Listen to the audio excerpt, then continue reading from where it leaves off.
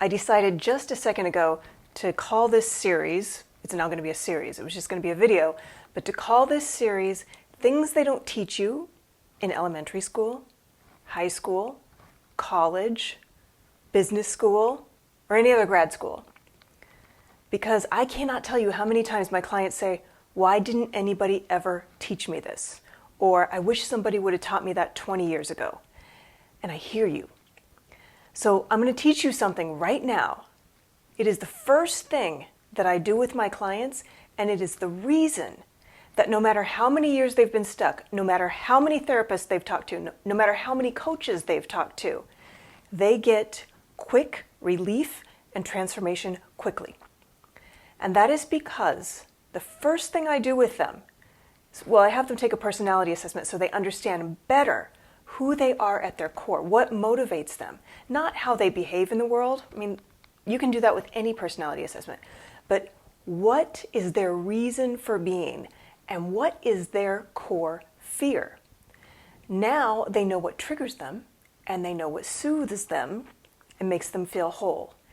And then we identify, this is the important part, we identify the identity story that they have claimed for themselves without even knowing it. We all have one. In fact, we all have many identity stories about who we are. It's our I am story. And here's why this is so important. It is because there is a universal truth that our actions must be aligned with our identity story. So just think about that. Your actions have to be aligned with your identity story. It makes sense once you think about it.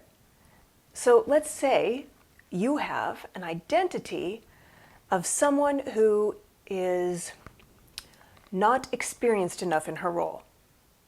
That would be called imposter syndrome. Okay, so if you have an I'm not experienced enough to do this role, what are your actions going to be? Well, you're going to act like somebody who's not experienced enough. And that person might overwork. They might stay quiet because they're not experienced. What do they know?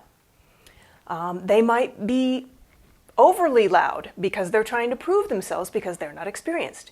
Whatever the actions are, they're going to come from that root story. So I had one growing up. I would always say I'm jack of all trades, master of nothing.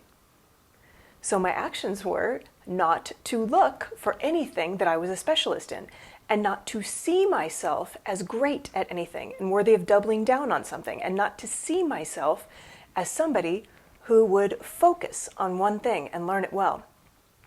I also had an identity. When I started corporate at Oracle Corporation, I had an identity of someone who was terrified at giving presentations.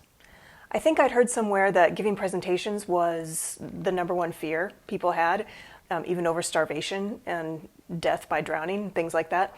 And so that just got embedded in my head, and I thought, presentations, those are terrifying.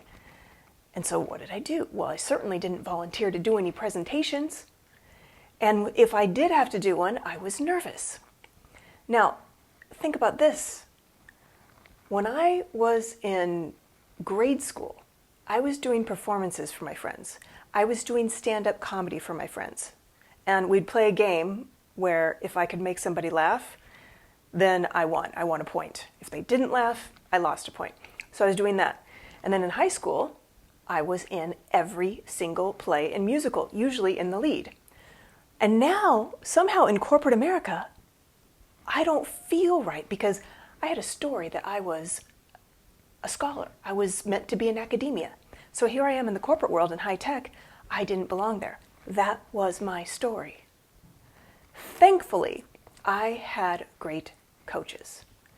And so I was able to realize that my story was malleable. This was huge.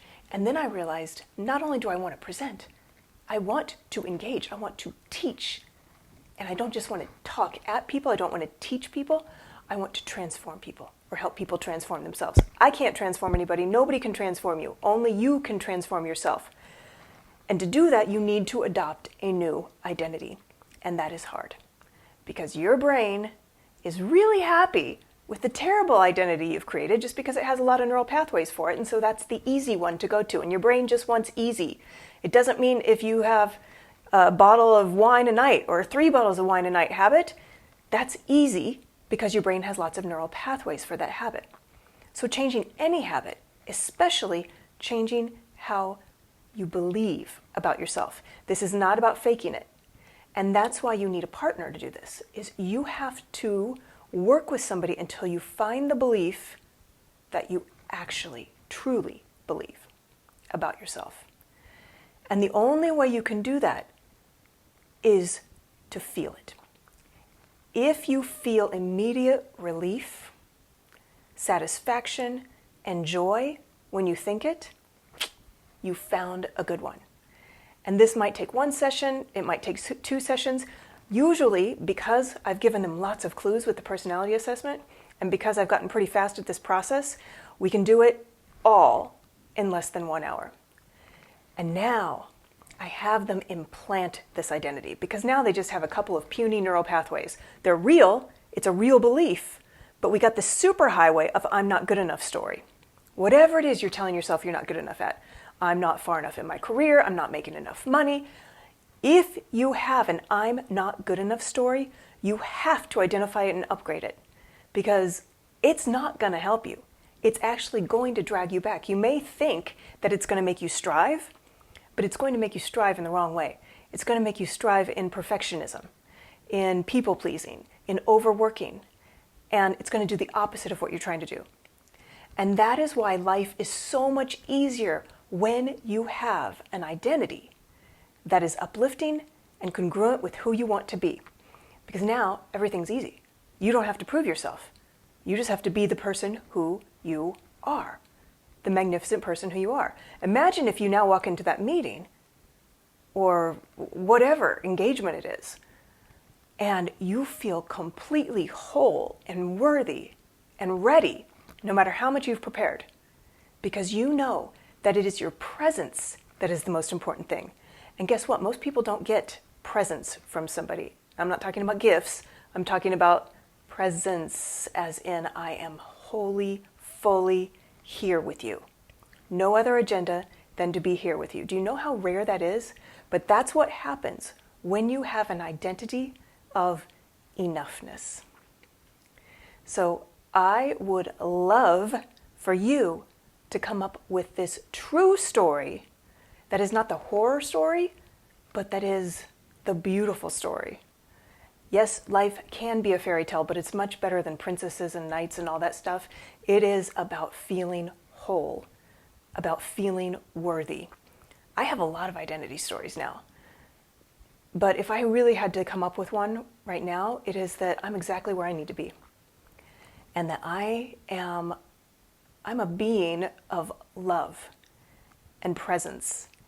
And I get to live every day in that state of calm confidence, knowing that I get to engage with and help other people every day. And I get to have a shitload of fun doing it. That's my identity. Can you imagine how different that is than I'm a struggling entrepreneur or something like that? Or even just I'm a coach. Those are fine, but that's not really who I am. That's just stuff. Being an entrepreneur, being a mom, it's all good, but it's not uplifting.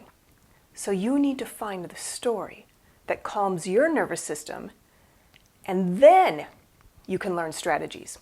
Because if you try and learn strategies before you have this identity, they won't stick. Because remember that principle.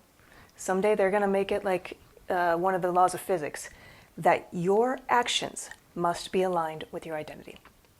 So if you try and learn a new action, if somebody had tried to teach me presentation skills, but I still had a phobia of presenting, what's going to happen?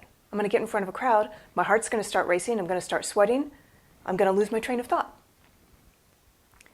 So you have to first change your identity. And if you've taken a billion classes and you still haven't overcome your imposter syndrome or your self-doubt or your people-pleasing or your perfectionism or procrastination or whatever it is, it's probably because you didn't do step 1.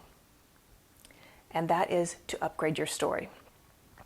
And when you do that, you can also upgrade your state, because you can't execute on a strategy when you're in a state of panic, anxiety, self-doubt, worry, fear. It's very hard to do. So this is how you get unstuck. And if you're looking for more information about how to do this, you can go on my website. Or if you're a female professional who wants to end your self-doubt for good and be the best identity and person you can be, then perhaps we should talk. So I will put a link in the notes here. So if you want to reach out to me to have a one-on-one to talk about how you can apply this in your life, then we can do that. All right, go have a great day and start thinking about what's the ugly story that you're telling yourself every day that you don't even hear. It's just become so natural to you to tell yourself. Fill in the blank. I am blank. What does it sound like? And then notice what actions you are taking that are aligned with that story. And then decide who you would need to be instead to get the life you want.